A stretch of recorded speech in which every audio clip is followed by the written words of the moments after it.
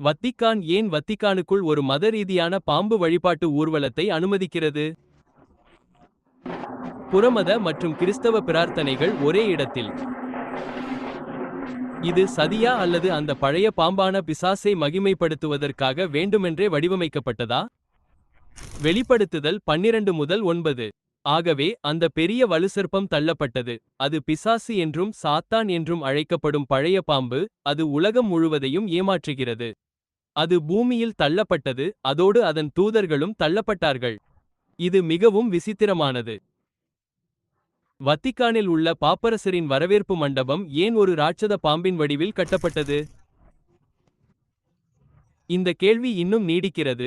உலகின் மேற்கோள் முடிவு மிகவும் சக்திவாய்ந்த கிறிஸ்தவ நிறுவனத்திற்காக வடிவமைக்கப்பட்ட ஒரு அமைப்பு தீமையின் அடையாளமாக கருதப்படும் ஒரு உயிரினத்தைப் போல எப்படி இருக்க முடியும்?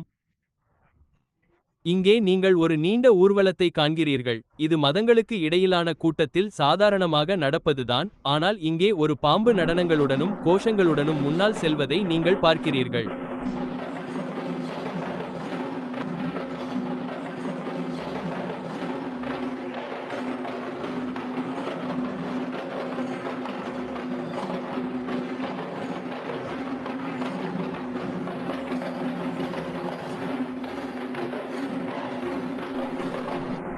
அதாவது பாம்பு ஊர்வலம். வத்திக்கானில் ஏன் பாம்பு ஊர்வலம் நடக்கிறது? ஒரு பக்கத்தில் சிலுவையை ஏந்துகிறார்கள், மற்றொரு பக்கத்தில் இந்து மதத்தின் சின்னத்தை ஏந்துகிறார்கள். ஒரு பக்கத்தில் சிலுவையின் சின்னத்தையும் மற்றொரு பக்கத்தில் பௌத்த மதத்தின் சின்னத்தையும் மற்ற மதக் கொடிகளையும் ஏந்துகிறார்கள். லியோ இப்போது மத ஒற்றுமைக்கான சமிக்ஞையை அனுப்புகிறார். மக்கள் கருத்து தெரிவிக்கிறார்கள். ஒருவர் கூறுகிறார், நான் கத்தோலிக்கர் கூட இல்லை, இது எனக்கு அருவருப்பை தருகிறது. பாம்பு ஊர்வலத்தை பார்த்த பிறகு ஒரே இடத்தில் எப்படி வெவ்வேறு கடவுள்களை வணங்க முடியும்? இது முற்றிலும் அர்த்தமற்றது. இந்து மத உறவினர்களைக் கொண்ட இந்திய கத்தோலிக்கனாக நான் இப்போது எதை பார்த்தேன்? அது வெறும் மெழுகுவர்த்தி அல்ல. அது தீபாவளியின் போது ஏற்றப்படும் விளக்கு. அந்த இந்து பண்டிகை அவர்களின் கடவுளை உலகின் ஒளியாக கொண்டாடுகிறது. இது உண்மையாக இருக்க முடியாது. இரட்டை மேற்கோள்குறி. பார்பரா ஹாலன் ஸ்லேப்பென் கூறுகிறார், எவ்வளவு பொருத்தமானது. பாம்பை போன்ற தோற்றமுடைய கட்டிடத்தில் முன்பக்கத்தில் ஒரு பேய் போன்ற சிற்பத்துடன் பாம்பு நடனம் நடக்கிறது. வத்திக்கானில் உள்ள பாப்பரசரின் வரவேற்பு மண்டபம் பாம்பை போல தோற்றமளிக்கும் வகையில் வேண்டுமென்றே வடிவமைக்கப்பட்டுள்ளது. வெளியில் அதன் தலை போல வடிவம், 2 பெரிய ஜன்னல்கள் அதன் கண்கள், கூரை அதன் செதில்கள். உள்ளே இருக்கும்போது பாப்பரசர் மேடையில் பாம்பின் வாய்க்குள் அதன் கோரை பற்களுக்கு இடையில் நின்று பேசுகிறார். ஆனால் உண்மை வேறானது. முக்கியமான புறமதங்களில் பாம்புகள் உள்ளன. இங்கிலாந்தின் ரோமானிய குளியல் நிலையத்தில் பாம்பு சின்னத்தை கவனியுங்கள். அங்கே பாம்புதான் உயிர் கொடுப்பவர்.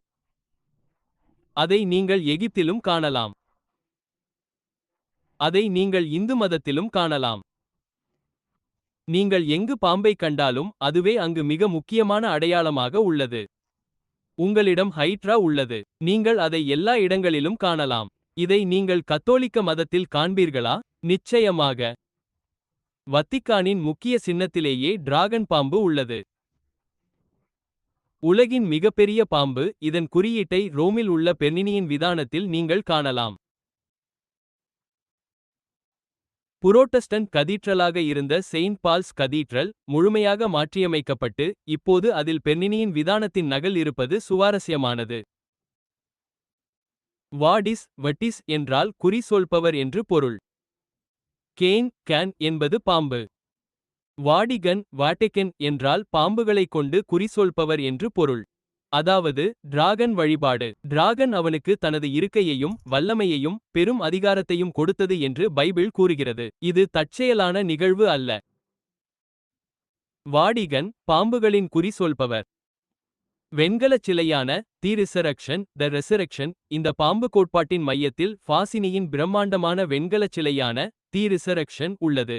1977 இல் நிறுவப்பட்ட 66 முதல் 666 வரை அடி அகலமுள்ள இந்த கலைப்படைப்பு 20ஆம் நூற்றாண்டின் அணுசக்தி குழப்பத்திலிருந்து கிறிஸ்து எழுவதை காட்டுகிறது. அணு யுகத்தில் நம்பிக்கை உயிர்வாழ்வது குறித்த ஒரு சக்திவாய்ந்த கருத்து இது, இருப்பினும் பல பார்வையாளர்கள் இந்த காட்சியை அமைதியற்றதாக உணர்கின்றனர். இந்த ரிசரக்ஷன் கலைப்படைப்பை போட்டோஷாப் மூலம் பிரதிபலிக்கும் போது, மிரரிங் எனக்கு கிடைத்த வித்தியாசம் இதோ. இதோ அந்த படம், அதை கவனமாக நடுவில் பிரிக்கிறேன். பிறகு, பிரிக்கப்பட்ட அந்த பகுதியை கிடைமட்டமாக திருப்பினால், அது ஒரு விசித்திரமான ஊர்வன உருவத்தை வெளிப்படுத்துகிறது.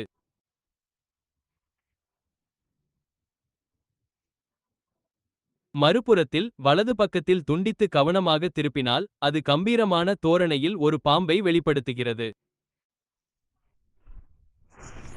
இந்த குறியீடுகள் தீர்க்கதரிசன கண்ணோட்டத்தில் முக்கியமானவை. உங்கள் முன்னால் இருப்பது அனுன்னாகி கடவுள்களின் படங்கள், இவை பண்டைய மெசபடோமிய வழிபாட்டு முறை மற்றும் அவர்களின் கைகளில் எப்போதும் முன்னோக்கி இருக்கும் பைன் கோன் சின்னம். பைன் கோன்கள் அறிவை பிரதிநிதித்துவப்படுத்துகின்றன, இது பேகன் கடவுள்களின் அறிவு மற்றும் வழிபாட்டு முறையை முன்னோக்கி செலுத்துவதையும், மேசனரியில் காணப்படும் மூன்றாவது கண்ணையும் குறிக்கிறது. அனைத்து முக்கிய பேகன் மதங்களிலும் நீங்கள் பைன் கோனை காணலாம். எகிப்திய வழிபாடு, இந்து வழிபாடு மற்றும் பலவற்றில் பைன் கோன் உள்ளது. பைன் கோன் ஒரு உயர்ந்த அறிவு மற்றும் பேகன் நம்பிக்கைகளை பிரதிநிதித்துவப்படுத்தியது. அதிர்ச்சியூட்டும் விஷயம் என்னவென்றால், உலகின் மிகப்பெரிய பைன் கோனை நீங்கள் வாடிகனில் காணலாம். பேகன் வழிபாட்டின் முறியடிக்கப்படாத சங்கிலி வாடிகன் வழியாக சென்று அங்கே முடிகிறது. ஒபிலிஸ்கின் மையத்தில் வாடிகன் ஏன் சூரியனை வைத்துள்ளது என்பதற்கு இதுவே சரியான காரணம். அவர்களின் இறந்த புனிதர்களின் தலைகளில் சூரிய வட்டங்கள், நற்கருணை சூரிய கதிர் மற்றும் அவர்களின் அதிகாரத்தின் அடையாளமான ஞாயிறு, சூரியனின் நாள் ஆகியவை உள்ளன. C.F. தாமஸ் கூறுகிறார், நிச்சயமாக, கத்தோலிக்க திருச்சபை இந்த மாற்றம் தங்கள் செயல் என்று உரிமை கோருகிறது, மேலும் அந்த செயல் மத விஷயங்களில் அவர்களின் திருச்சபை அதிகாரத்திற்கும் வல்லமைக்கும் அடையாளமாகும். அன்பான நண்பர்களே, கர்த்தருக்கு பயப்படுதலே ஞானத்தின் ஆரம்பம். தேவனுக்கு பயப்படுவது என்பது தீமையை வெறுப்பதாகும். நீதிமொழிகள் காலை 8:13 மற்றும் நன்மையை நேசிப்பதாகும். ஆமோஸ் காலை 5:15. நாம் எப்படி உண்மையாக தேவனுக்கு பயப்பட முடியும்? நம்மால் உண்மையில் தேவனுக்கு பயப்பட முடியுமா? நம்முடைய சொந்த பலத்தால் மதிப்பை கொடுப்பதா? எந்த பக்கம் சொல்கிறது, நான் அவர்களுக்கு நித்திய உடன்படிக்கையைச் செய்வேன், அவர்களுக்கு நன்மை செய்வதை விட்டு விலக மாட்டேன், அவர்கள் என்னை விட்டு விலகாதபடிக்கு என் பயத்தை அவர்கள் இருதயங்களில் வைப்பேன். தேவனுக்கு பயப்படும் உணர்வை நம் இருதயங்களில் வைக்கும்படி நாம் ஆண்டவரிடம் கேட்க வேண்டும். அது நடக்க வேண்டுமென்றால் இதயம் சரணடைவதற்கு தயாராக இருக்க வேண்டும். ரோம் உலகத்தை அந்திக்கிறிஸ்துவுக்கு பயப்பட ஒன்று சேர்க்கிறது, ஆனால் தேவனுடைய மக்கள் வேதவசனங்களை தங்கள் இருதயங்களில் எழுதியிருப்பார்கள். இது முடிவெடுக்கும் நேரம். அன்பான நண்பர்களே, தயவு செய்து இன்று நம்முடைய பதிலை பதிவிடுங்கள். நான் கிறிஸ்துவுக்கு மட்டுமே பயப்படுகிறேன். நன்றி, அன்பான நண்பர்களே. இந்த முக்கியமான வேதாகம பாடத்தை அனைவருக்கும் பகிர்ந்து, தீர்க்கதரிசனங்களில் உள்ள சத்தியத்தை தொடர்ந்து பகிருங்கள்.